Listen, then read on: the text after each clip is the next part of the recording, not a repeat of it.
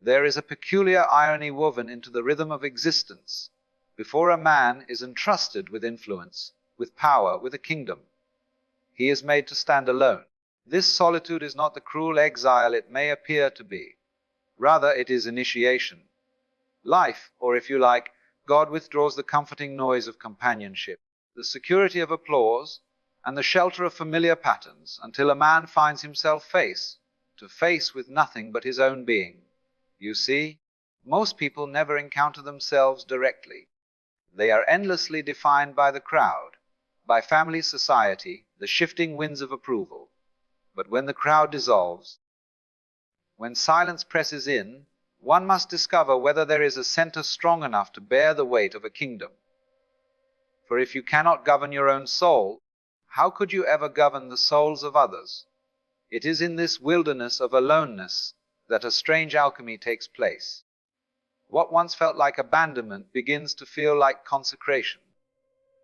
The man who learns to stand alone discovers he is never truly alone, and only then is he prepared for the crown. Solitude is not a punishment, though in the beginning it feels like one.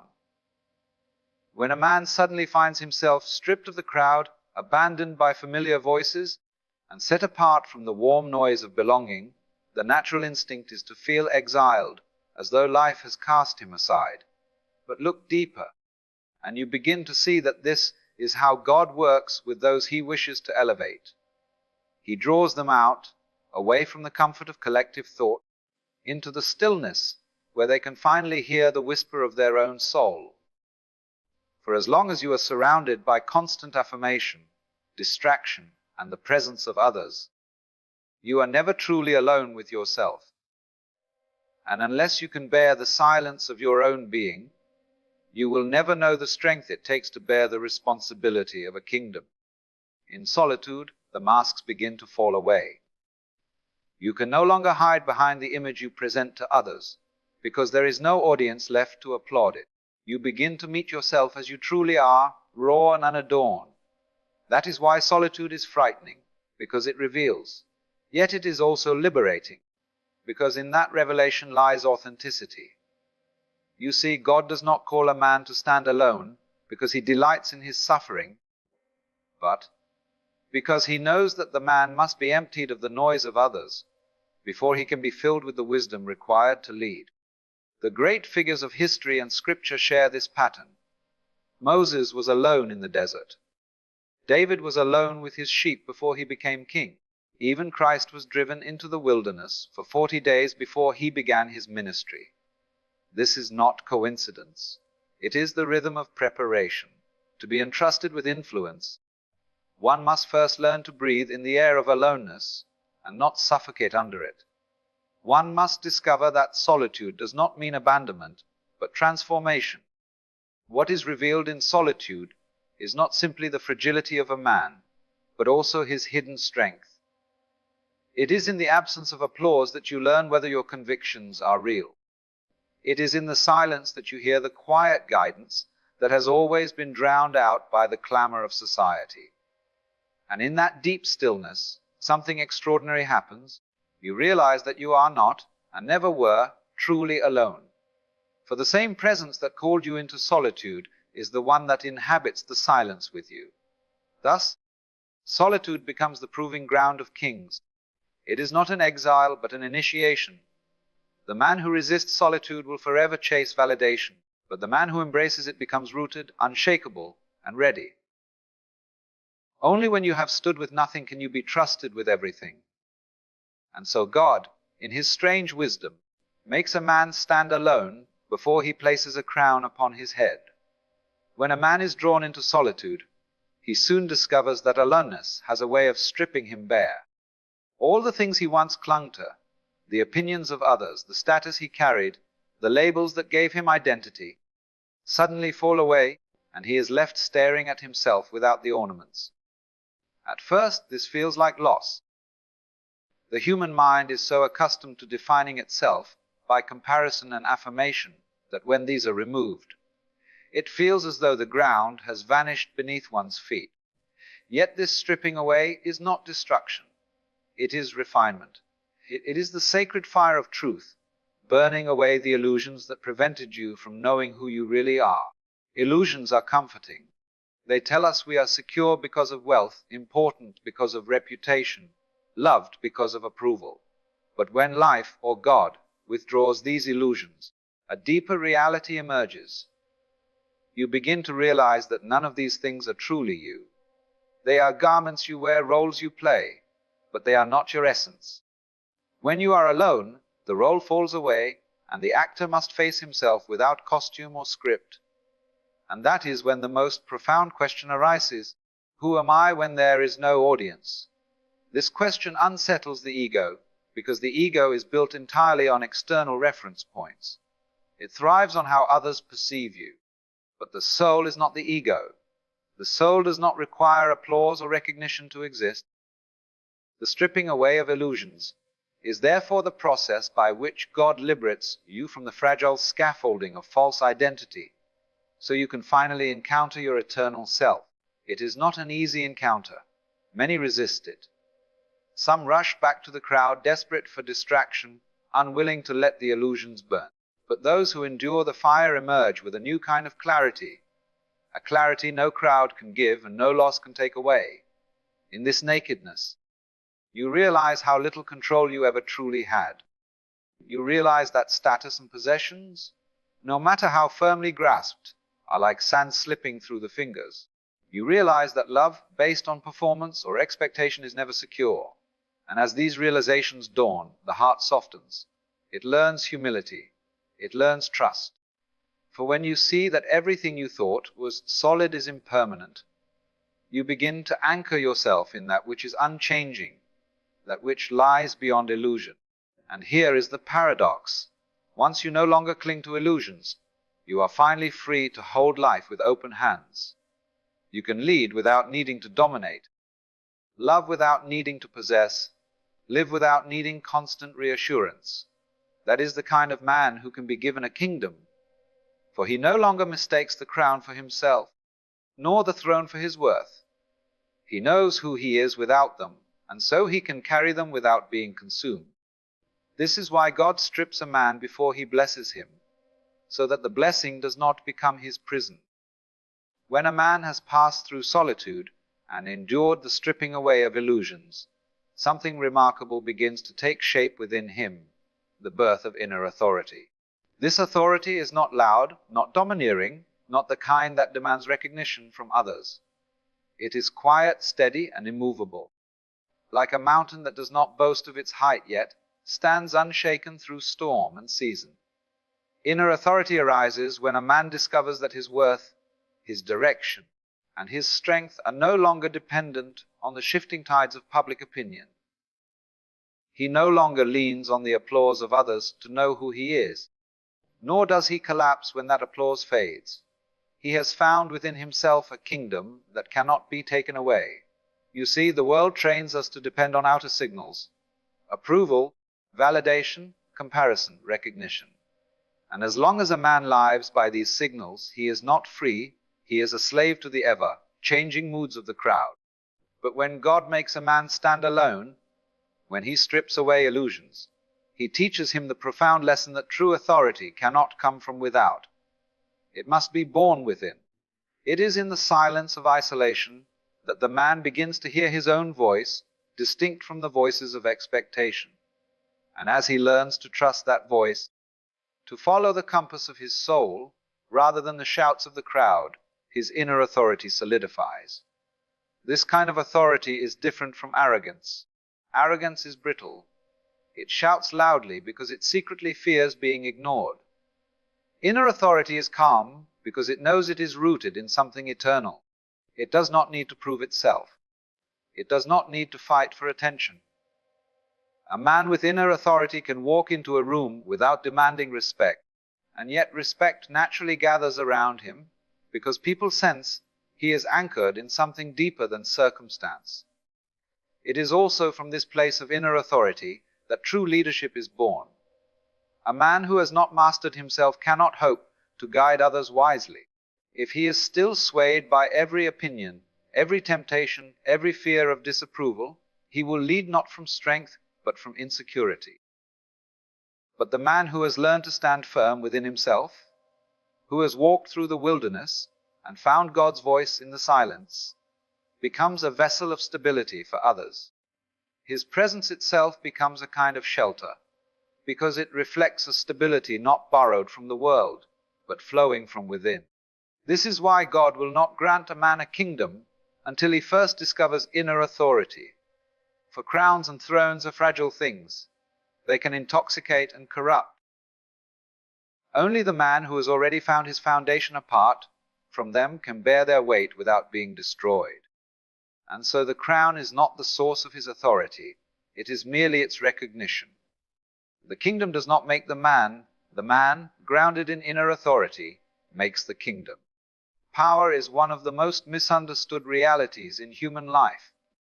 To most it appears as the ability to control, to dominate, to bend the will of others toward one's own desire. This is why so many men crave it, and why so many are destroyed by it. But true power does not begin in outward control, it begins in inward mastery. The paradox is that the man who has learned to rule himself has no urgent need to rule others, and precisely because of this, he becomes the only one truly fit to carry the burden of power. You see, when God sets a man apart and teaches him to stand alone, he is training him in self-mastery. The tempests of solitude, the fire of disillusionment, the weight of silence. All of these are tests not of external strength but of internal resilience. The man learns to govern his impulses, to discern between fleeting desires and eternal truths, to silence the restless noise of fear and pride. In this process, he discovers that power is not about imposing your will upon the world, but about aligning your will with something higher, something eternal. The paradox of power lies in this. The strongest leaders are not those who seek to control, but those who no longer need control to feel secure. The tyrant grasps because he is inwardly empty. His dominance is a mask for fear, a fragile attempt to convince himself of his significance. But the man who has walked through the wilderness of aloneness, who has been stripped of illusions, who has tasted the silence of his own soul, no longer clings to such fragile affirmations. His strength is quiet, his authority natural. He leads not because he craves dominance, but because his presence compels direction. And here lies the strange beauty. The less a man needs power, the more power he can be trusted with, for he will not use it as a weapon, but as a stewardship. He will not see leadership as an opportunity for self-exaltation, but as a responsibility for service. The paradox reveals itself again.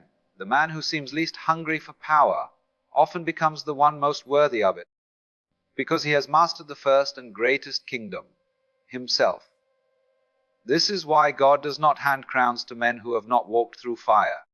For power in the hands of the untested becomes poison, both to them and to those they rule. But when a man has been shaped by solitude and purified by truth, when he has learned to command himself rather than command others, power no longer corrupts, it refines. It becomes a tool of creation rather than destruction. Thus, the paradox of power is simple yet profound. To lead, you must first not need to lead. To rule, you must first not crave the throne. The man who has surrendered the hunger for power is the only one who can wield it without being devoured. And that is why God withholds kingdoms until the heart is ready. Aloneness, for all its discomfort, is never the final destination. It is a passage, a crucible, a necessary preparation for something larger than the self. God makes a man stand apart, not so that he may remain forever isolated, but so that when he is joined again with others, he meets them not out of need, but out of fullness. Unity without prior aloneness quickly collapses into dependency, into clinging, into using others to fill the emptiness within. But when a man has learned to stand alone, when he has discovered his own rootedness in God and in the eternal, he is able to enter into community as a whole being rather than a fragmented one. This is the deep wisdom behind the pattern of solitude. If a man is to rule a kingdom, he must first learn to stand apart from it. For only then will he resist the temptation to make the kingdom serve his insecurities. He will not demand from his people the adoration he failed to give himself. He will not exploit their trust to compensate for his inner poverty. Instead, because he has already encountered himself in silence, he can now encounter others with clarity, with compassion, and with genuine strength. It is often assumed that aloneness is the opposite of unity, but in truth it is the foundation of it. Just as a tree must grow deep roots into the unseen soil before it can stretch its branches toward the sky, so must a man grow inwardly before he can truly extend himself outwardly. If his roots are shallow, his connections will wither under pressure. But if his roots are deep, nourished by solitude, then his unity with others will not be fragile, it will be enduring. Think of how many relationships falter because they are built on fear of being alone. People cling to one another not out of abundance, but out of desperation. They mistake dependency for love and possession for intimacy. Such unity cannot last, for it is born of weakness. But when a man who has stood alone enters into unity, whether with one soul or with an entire kingdom, he does so from strength. He does not cling, he gives. He does not demand, he serves. He does not lose himself in the whole, nor does he stand apart in pride. Instead, he becomes a bridge, a channel, one who holds both solitude and community in balance. And so the lesson is clear: aloneness is not abandonment, but preparation. It is the discipline that ensures unity is pure, not corrupted by hidden hunger.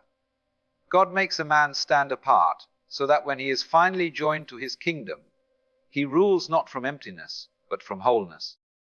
The man who has learned to walk alone with God is the very man who can walk together with others without losing himself. Only such a man is worthy of a kingdom, for he knows that his strength does not come from the crowd, but from the eternal source that sustained him when the crowd was gone. The journey through life is seldom a straight path. It is winding, full of detours and unexpected halts. We have moments when we look back and think those years were lost, they were wasted. But what if those years, the ones we deem unworthy, were the very foundation for the restoration yet to come? Life often unfolds in ways we never expect, and there are times when we look back and feel that certain years or experiences were wasted. We reflect on moments of struggle, confusion, or pain, and we convince ourselves that they were in vain, that they left us with nothing of value. But what if we could look at those moments differently? What if, instead of seeing them as wasted, we saw them as a vital part of our growth, as lessons that would shape us in ways we couldn't foresee? In life, we often find ourselves on paths that appear to be unproductive. We make decisions that don't seem to lead anywhere. We face challenges that seem pointless, or we endure hardships that feel as though they've taken something from us.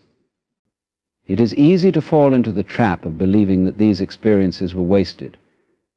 But when we take a step back and look more deeply, we begin to see that nothing is truly wasted. Every moment, no matter how painful or confusing, holds within it a lesson that will come to us only when we are ready to understand it. The wisdom that comes from these experiences is often subtle. It's not always apparent in the moment of struggle. When we are deep in the midst of difficulty, it's natural to feel disoriented, lost, or frustrated. The world seems to move in one direction, while we are caught in a place that feels disconnected from it. But life is never static, and our experiences are never isolated from the greater tapestry of our journey. Every challenge, no matter how small, is part of something larger. It is a thread that is woven into the fabric of our character, helping to form the person we are becoming. These lessons may not always come in a form we expect. We may want quick answers, instant clarity, or immediate results, but that is not how life works. Wisdom is often delivered slowly in pieces, and sometimes it is only in hindsight that we can truly understand what we've gained from our struggles. The moments we thought were lost or wasted may have been the very ones that taught us resilience, patience, or the capacity for deep compassion. To embrace the lessons of life, we must first be willing to acknowledge them. We must look at the moments we regret, the years we think we wasted, and ask ourselves, what did this teach me? It's easy to remain stuck in regret or bitterness, replaying old mistakes and rehashing old wounds. But when we shift our perspective and see these moments as opportunities for growth, we free ourselves from the grip of the past. We allow ourselves to learn from it rather than be defined by it. In this process, we begin to realize that the lessons we learn in the darkest times often become the ones that illuminate our path in the future. Struggles teach us how to rise above circumstances. They help us discover strengths we didn't know we had. They make us aware of our weaknesses, but in doing so, they give us the chance to address them, to evolve, and to grow stronger. Without these moments of difficulty, we would never know the true depths of our own potential. The lessons we learn in one area of life often carry over into other areas. A setback in one part of our journey may prepare us for greater things to come. The wisdom we gain from facing challenges in relationships, in our work, or within ourselves has a ripple effect that extends into all aspects of our lives. The patience we learn through hardship, the self-awareness gained from confronting our fears, the resilience built through adversity, all of these lessons become part of who we are, shaping our choices, our actions, and our relationships with others. Embracing these lessons requires a shift in how we view time and success. In a world that often measures progress by external achievements, it's easy to feel like we are falling behind if we aren't constantly moving forward. But life is not a race, and it's not always about achieving a set of predefined goals. Sometimes the most valuable progress is the internal kind.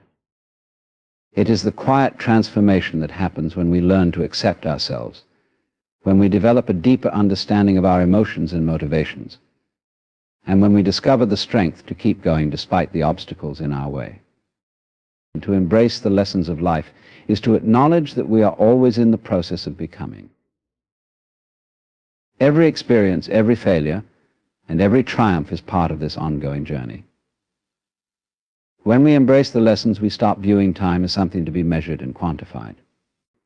We stop seeing it as a series of events that we must rush through or conquer, and instead we see it as a continuous flow of experiences that are all contributing to our growth.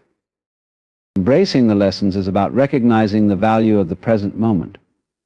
It is about trusting that every experience, even those that seem painful or unnecessary, holds the potential to shape us in ways we cannot yet understand.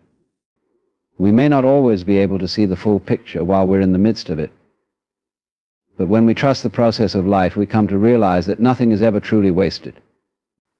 It is all part of the journey, and the lessons we learn along the way will ultimately lead us to a place of restoration and renewal. Time is an elusive concept.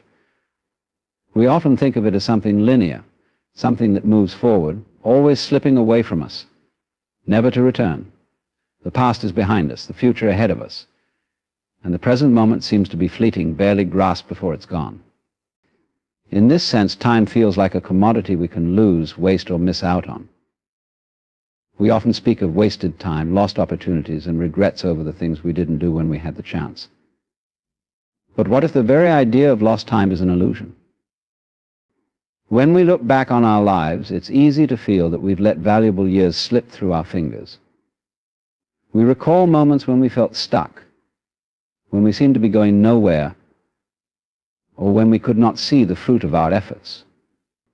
We might wish we had done things differently, made different choices, or acted sooner.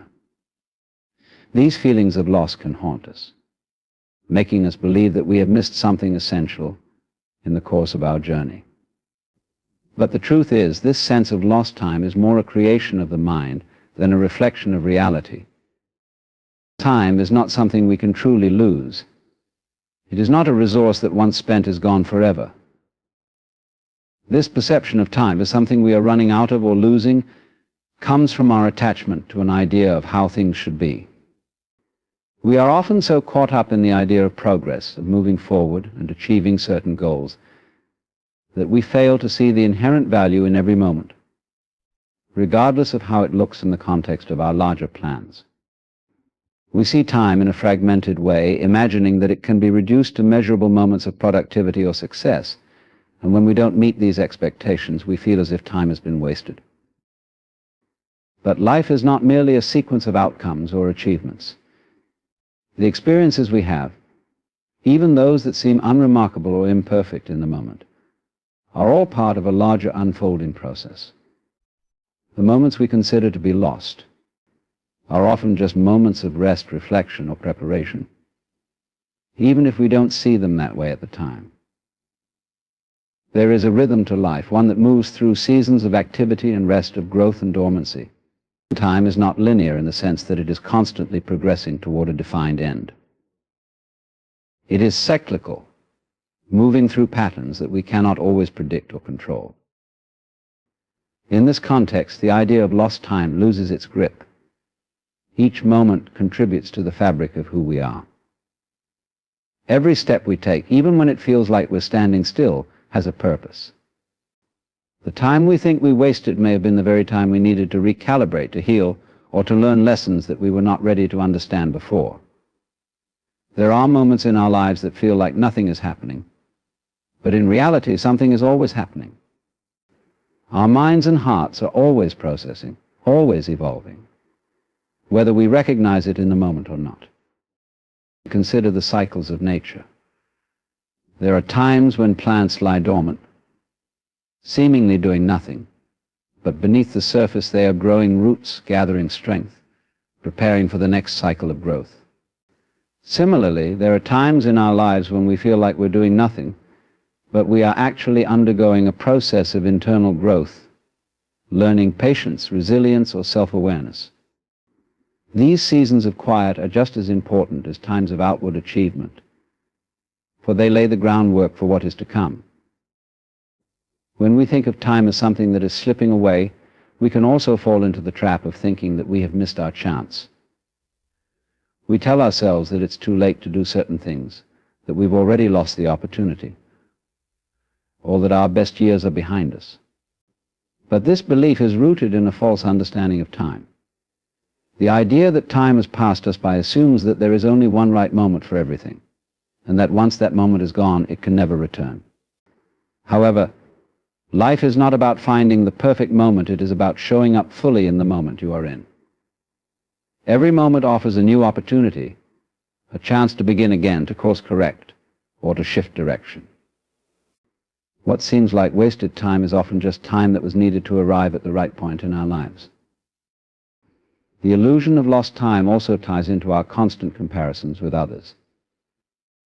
We often measure our own progress against someone else's journey, thinking that because they have achieved something we haven't, we are somehow behind. But each person's path is unique, and time does not work according to the same clock for everyone. Some of us take longer to reach certain milestones, and that's okay. The important thing is not to rush, to avoid looking at others as a measure of our own worth or success. We are all unfolding in our own time, and there is no right or wrong speed to this process.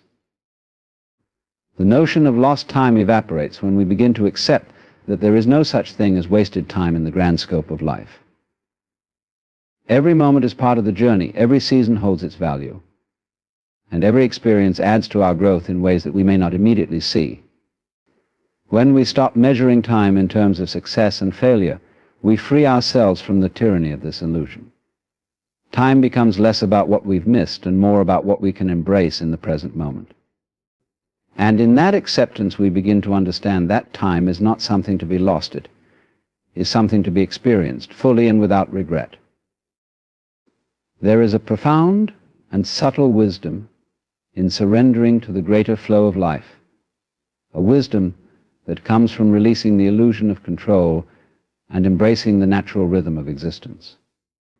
Most of us spend a great deal of our lives trying to direct, manage, and control the events that unfold around us. We plan, we strive, we manipulate circumstances, all in the belief that we must steer our lives according to a specific course. But there is another way to live, one that involves stepping back and trusting in the larger forces at play, forces that are far greater than our limited perspective can fully comprehend. Surrendering to the greater flow of life does not mean abandoning responsibility or resigning to passivity. It does not imply that we sit idly by as life happens around us, doing nothing to shape our future. Rather, it is an acknowledgement that while we can take action, we cannot control every outcome. Life, in its essence, is an unfolding process, and this process follows a rhythm that we cannot always predict. It is like the flow of a river. We cannot determine its path or force it to go in one direction or another, but we can learn to navigate along its banks, adjusting our course when necessary, but always trusting that the river knows where it is going. When we fight against the current, when we try to swim upstream or stand still in opposition to the flow, we expend vast amounts of energy. We resist the very force that could carry us to where we need to be. This is where suffering often arises from trying to control what is beyond our control. The more we resist the flow of life, the more difficult and painful our journey becomes. We feel frustrated, exhausted, and overwhelmed, caught in a struggle that seems never-ending. Yet, when we learn to surrender to this flow, we begin to move with life instead of against it, and everything becomes easier, more harmonious, more natural. To surrender to the flow means to release our tight grip on outcomes. It means recognizing that we do not always have to know exactly where we are going or how things will turn out. Life has a way of revealing itself to us in ways that we could never have planned. When we let go of the need to control every aspect of our lives, we create space for the unexpected to enter. This is where the magic of life happens, the unexpected turns, the surprise opportunities, the moments of grace that we could not have foreseen, but that arrive at just the right time. It is important to remember that surrender is not about giving up or being passive in the face of challenges. It is not about avoiding responsibility or abdicating our agency in the world. Surrendering to the flow is an active choice to trust in the process of life. It is an acknowledgement that we are part of something larger than ourselves, something far more expansive than our limited vision can grasp. It is trusting that the events of our lives, even those that seem confusing or painful in the moment, are moving us toward a greater purpose, one that we may not fully understand but can trust is unfolding exactly as it should. There is a deep peace that comes with surrender. It is the peace of knowing that we do not have to figure everything out on our own. We do not have to make life happen, because life is already happening. We simply need to show up, engage with what is in front of us, and be present in each moment. This kind of surrender is not a sign of weakness, but of strength. It takes great courage to let go of the illusion of control, to allow life to unfold without trying to force it into a mold. It requires trust in the unknown and faith that the path will reveal itself in due time. Surrendering to the greater flow also means accepting that we are not always in control of the timing of events. Many of us grow frustrated because things do not happen according to our schedules or plans. We set deadlines, we push ourselves, we pressure the world around us, but often things unfold at their own pace. The right job, the right partner, the right opportunity, they may not come when we want them, but when the time is right. Surrendering means trusting that divine timing is at work, and that everything will fall into place when it is meant to. In the meantime, we are invited to be patient, to cultivate trust, and to engage with the present moment without impatience or fear. The flow of life moves us through seasons, some of growth and expansion, others of rest and renewal. Just as nature goes through cycles of activity and dormancy, so too do we. We may find ourselves in periods of apparent stagnation, when nothing seems to be happening, or when we feel disconnected from the world around us. These are not wasted moments, they are part of the natural flow. Life is giving us time to rest, to reflect, to replenish. If we try to rush through these periods or force ourselves into productivity when we are not ready, we miss the opportunity for renewal. Surrendering to the flow means allowing ourselves to honor these seasons of rest, knowing that in time we will be called to rise again with renewed energy and purpose. Surrendering to the greater flow of life is about recognizing our place in the grand tapestry of existence. We are not separate from life, we are an integral part of it. When we stop seeing ourselves as isolated individuals trying to force our will upon the world, we begin to move in harmony with the rhythms of the universe. Life is a dance, and we are all participants. When we trust in the dance, we flow with it, and we find that life carries us exactly where we need to be. Regret is a powerful emotion, often clouding our thoughts and preventing us from moving forward. It grips us when we look back on the decisions we've made, the paths we've taken, and the moments we let slip away. We wish we had done things differently, made different choices, or been different people. In many ways, regret is tied to the belief that we have failed, that something irreversible has happened that cannot be undone. It creates a sense of weight, a heaviness that lingers over our lives, shaping the way we see ourselves and the world around us. But healing beyond regret is possible, and it begins with the understanding that regret, like all emotions, is a part of our human experience, not something that defines us. At its core, regret is rooted in a desire to control outcomes. We wish we could go back in time and alter certain decisions or actions, as if that would somehow make everything right. But time, once past, cannot be rewritten. It is gone, and with it, the chance to change what was. In this reality, regret seems like an insurmountable barrier to peace. However, the truth is that the past, with all its mistakes and missteps, is not as fixed as we might think. While we cannot change the events that have occurred, we do have the power to change our relationship to them. Healing beyond regret is about shifting our perspective and recognizing that the past does not have the power to hold us hostage unless we allow it to. When we live in a state of regret, we often become trapped in a loop of self-blame and self-doubt. We replay the past over and over in our minds, searching for a way to fix what can never be fixed. We focus on what we didn't do or what we should have done differently, and this keeps us disconnected from the present moment. But the truth is that we can only truly heal when we stop reliving the past. We must find the courage to let go of the narrative that keeps us stuck in regret. We must realize that every choice we made, every moment we now look back on with regret, was made with the knowledge and understanding we had at that time. The person we were then is not the person we are now. We have grown, changed, and evolved, and with that growth comes a new perspective. Healing beyond regret requires the acceptance that we are human, and being human means making mistakes. Mistakes are not a sign of failure, but rather opportunities for growth. They teach us valuable lessons, often more profound than our successes. Regret arises when we see our mistakes as flaws, as evidence of our inadequacy. But in truth, it is through our missteps that we discover what we are capable of, what we truly value, and what we need to change within ourselves. By reframing regret as a part of our learning process, we can release its hold on us and use it as fuel for transformation.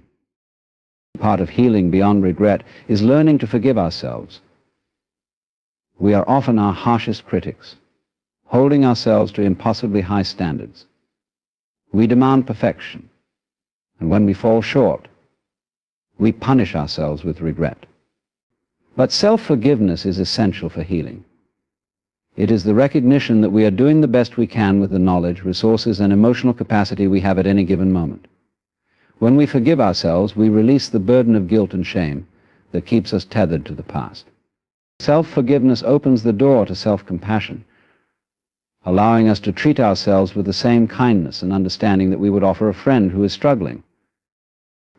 Forgiving ourselves doesn't mean excusing harmful behavior or failing to take responsibility for our actions. It means acknowledging that we are imperfect, that we are capable of both greatness and mistakes, and that we are worthy of love and compassion, despite our flaws. When we embrace this understanding, regret loses its power over us. It becomes just another part of our story, not something that defines who we are. Healing beyond regret also involves embracing the present moment. Regret keeps us focused on the past, robbing us of the opportunity to fully engage with what is happening now. But the present is where life is unfolding. It is the only moment in which we can make choices, take actions, and create change. To heal beyond regret, we must bring our attention back to the present, where we can begin to take new steps.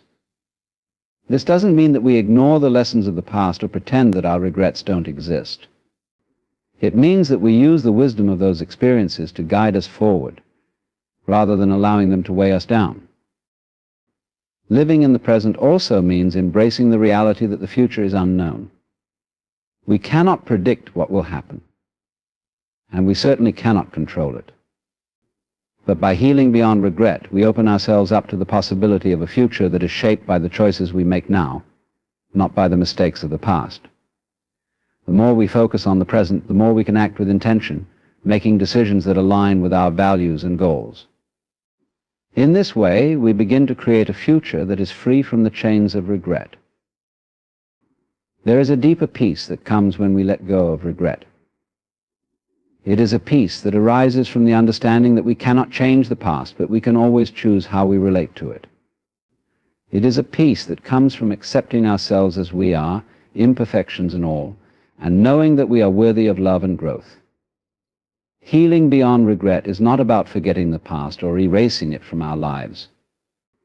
It is about learning to see it with compassion, to recognize its role in shaping who we are, and to move forward with an open heart, ready to embrace whatever comes next. Life moves in cycles, much like the changing seasons. There are times when everything feels vibrant and full of energy, and there are times when everything seems to slow down, to rest, to pause.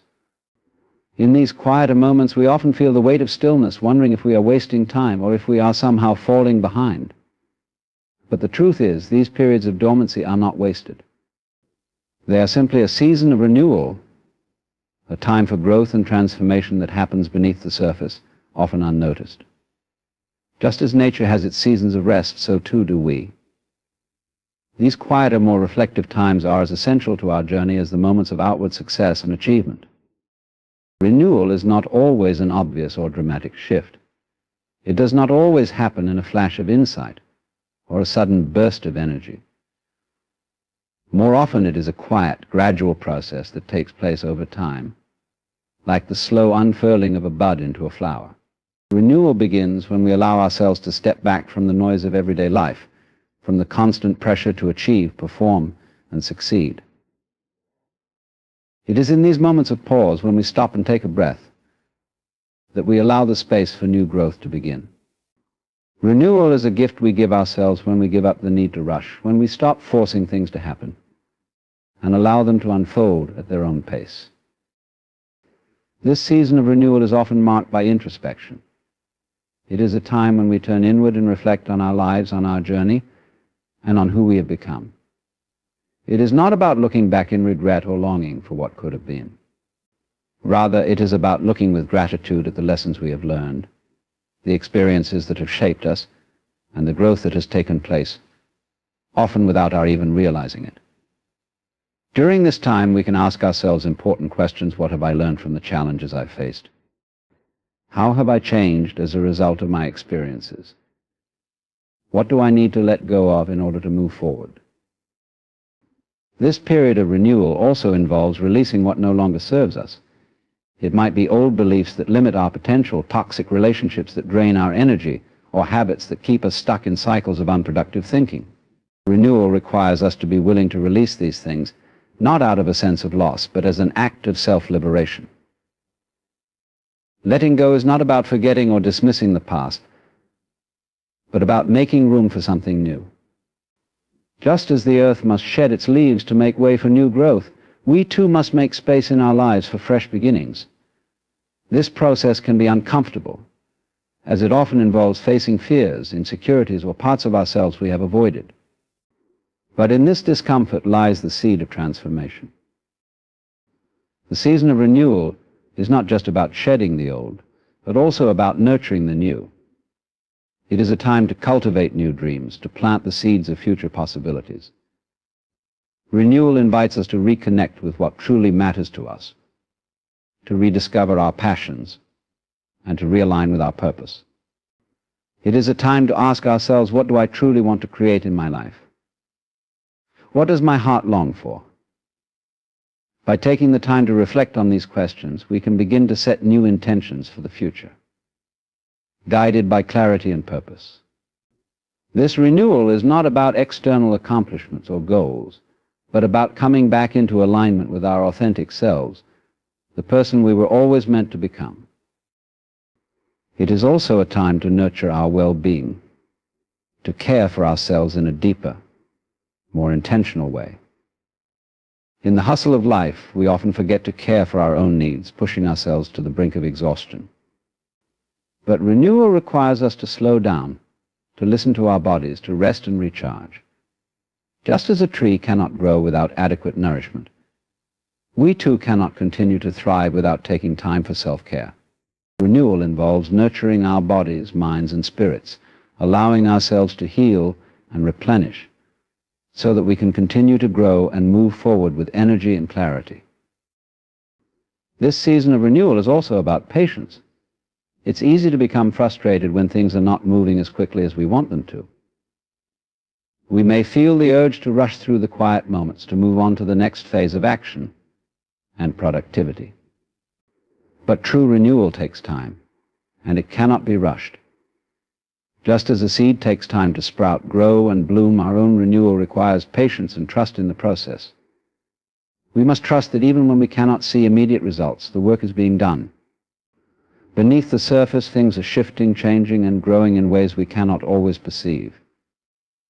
Renewal happens in its own time, and our job is to be present and open to it, trusting that it will come when the time is right. The season of renewal is not something to fear or avoid. It is not a sign of weakness or stagnation, but rather a sign of strength and resilience. It is a time to honor the cycles of life, to recognize that rest is just as necessary as action, and that growth happens in stages. We do not need to be in a constant state of striving or achievement to be valuable. Sometimes the most powerful thing we can do is to stop, reflect, and allow ourselves to simply be. By embracing this season of renewal, we allow ourselves to grow in ways we never thought possible, to rise up stronger and more centered, ready to face whatever comes next with renewed clarity, purpose, and energy. Trusting in divine timing requires a surrender to the greater rhythm of life. It is an acknowledgement that we are not always in control of the sequence of events in our lives, nor do we need to be. In our fast-paced world, it's easy to fall into the trap of thinking that everything should happen on our schedule, that we should have the answers now, the success now, the love now. We push, we strive, we demand. And yet, despite our efforts, things don't always unfold according to our plans. In these moments, we can become frustrated, disheartened, and impatient, thinking that we are missing out, or that we are somehow falling behind. But trusting in divine timing invites us to see life differently, not as something we control, but as something we co-create with a force far greater than ourselves. The concept of divine timing rests on the understanding that there is a larger plan at work in our lives, a plan that is not always immediately visible to us. Just as the earth follows its own natural rhythm, so too do we. Everything in life happens in its right season, at its right moment, even if that moment doesn't match our expectations. We are not in this world alone, we are part of a greater flow, a cosmic dance that moves us through periods of growth, rest, and transformation. Divine timing suggests that we don't always need to understand or control what is happening. Instead, we are invited to trust that life, in its infinite wisdom, will unfold in ways that are meant for us. One of the greatest challenges we face in trusting divine timing is our attachment to specific outcomes. We often find ourselves fixated on a particular goal, a dream, or a vision of the future, believing that this is the only way to be happy or fulfilled. We set deadlines for ourselves, creating rigid timelines that we expect life to follow. When things don't unfold on our terms, we feel a sense of failure or inadequacy. But divine timing teaches us that fulfillment doesn't always come in the way we imagine, nor does it come according to our preferred timetable. Sometimes we are required to release our attachment to a specific outcome in order to make room for something even better, something that we might not have been able to envision. Trusting divine timing also means recognizing that delays are not punishments. The universe is not conspiring against us, it is simply guiding us toward what is truly meant for us, even if it takes longer than we expect. There is wisdom in waiting, in periods of uncertainty, in the space between desires and their fulfillment. Often it is in these pauses that we experience the greatest growth. While we might feel that time is slipping away or that we are losing opportunities, the truth is that everything is unfolding exactly as it should. Delays give us the chance to prepare, to reflect, to grow, and to become the person who is truly ready for what we desire. The process itself is part of the divine timing, as it shapes and molds us into a more complete version of ourselves, capable of receiving what we are meant to have. This kind of trust requires patience, a patience that is rooted not in passive resignation, but in active faith. Trusting in divine timing does not mean sitting back and doing nothing, waiting for life to happen to us. It means continuing to show up, to put in the effort, to move forward with intention and belief, even when the results are not immediately visible. Trusting divine timing means knowing that we are not wasting time as we wait for things to unfold, but that we are exactly where we need to be, doing exactly what we need to do. Our efforts, no matter how small they may seem in the moment, are part of the greater process. Every step we take, every action we make, is a step toward the fulfillment of our desires, even if we cannot see the end result right away. Sometimes trusting in divine timing requires us to let go of control. We must recognize that we cannot force things to happen in our lives. We cannot push the river or rush the seasons. The more we try to control the timing of events, the more we will experience resistance, frustration, and disappointment. Life, like nature, moves in its own time. Just as flowers bloom when the time is right and the sun is at its highest, so too will our dreams and desires come into fruition when the conditions are perfect. Our job is to do the inner work, to take the necessary steps, and to trust that everything will unfold in due time. This trust is not always easy, especially when we live in a world that demands instant gratification and quick results. We are constantly told that success must be immediate, that happiness must be pursued and achieved in a hurry. But true fulfillment comes when we release this urgency and allow ourselves to be guided by something larger than our own desire for speed. When we surrender to the divine timing of our lives, we open ourselves up to the possibility that the delays, detours, and challenges we face are part of the journey, not obstacles. These experiences are shaping us, teaching us, and preparing us for the greatness that lies ahead. Trusting divine timing is about faith. It is a faith that everything is unfolding for a reason, that the events in our lives, no matter how difficult or confusing they may seem in the moment, are leading us to something greater. It is about recognizing that our lives are part of a much bigger story, a story that we may not fully understand, but that we can trust to be unfolding with purpose and intention. Trusting in divine timing asks us to release our need to control every aspect of our lives and to surrender to the flow of life, knowing that when the time is right, everything we've been waiting for will come. Trusting in divine timing is an act of surrender, an acknowledgement that we are part of something far greater than ourselves. It invites us to release the need for control, to let go of rigid expectations, and to embrace the natural rhythm of life. In doing so, we find peace in the pauses, growth in the delays, and strength in our patience. Divine timing teaches us that everything has its season, and that sometimes the greatest fulfillment comes not in the rush to reach a destination, but in trusting the journey itself. By embracing this trust, we open ourselves to life's infinite possibilities, knowing that everything we need will arrive at the perfect moment, exactly as it should.